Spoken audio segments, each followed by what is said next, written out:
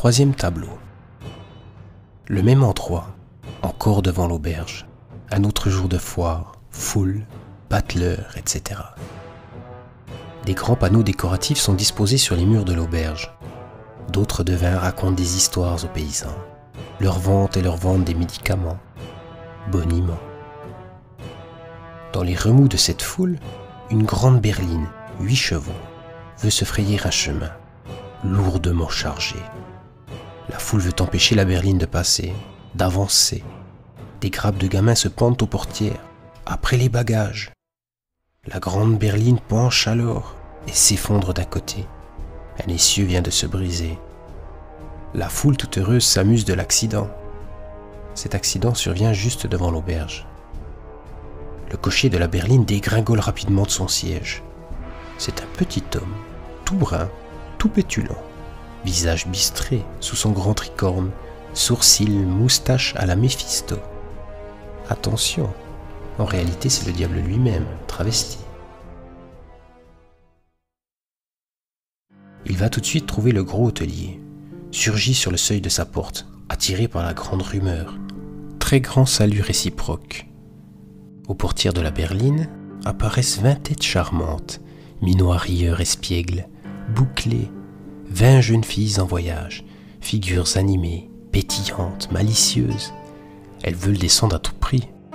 Le petit cocher ne veut pas, leur défend bien. Quiproquo. La foule prend fait et cause. Ouvre la berline. Descendez! Sautent gracieusement sur le sol les 20 demoiselles, capelines de voyage, chacune un menu bagage, petite ombrelle, etc. À peine à terre, elles gloussent, s'échappent furtives, mutinent.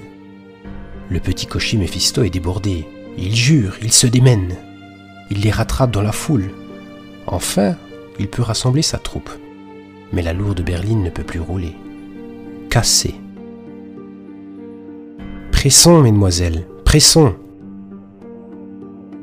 Ayant enfin réuni, rassemblé à grand-peine cette folle escorte, il sermonne ses demoiselles. Il explique aussi au gros hôtelier qu'il est, lui, le responsable, qu'il est le maître, qu'on doit lui obéir, le maître des ballets du roi. Il doit conduire sa mutine troupe au château voisin pour les fêtes du mariage du prince, le corps de ballet. Les petites font encore 1000 espiègleries, toutes heureuses de l'incident, grand tohu-bohu. Un cochon, un veau, traverse la scène. Le maître de ballet Méphisto Cocher regroupe enfin ses danseuses, les fait toutes ensemble pénétrer sous le porche de l'auberge, avec son fouet. Il referme derrière lui cette lourde porte. Assez, assez! La foule s'amuse de sa colère et de son comique désarroi. Ah, il est malin quand même.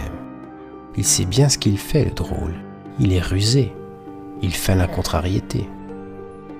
La porte fermée, la foule mécontente se disperse. Les épouses entraînent leur mari, rétif. Evelyne entraîne son poète. Les jeunes filles sont obligées de tirer un peu sur leurs prétendants, qui soupirent à présent après les danseuses entrevues. D'ailleurs, les hommes ne s'éloignent pas pour longtemps, à peine quelques secondes. Ils reviennent en scène les uns après les autres, les hommes seulement, essayer de surprendre ce qui se passe à l'intérieur de l'auberge. Ils frappent à la porte. On ne répond plus. Ils essayent d'ouvrir la porte. Ils collent l'œil au volet. Ils sont tous revenus là.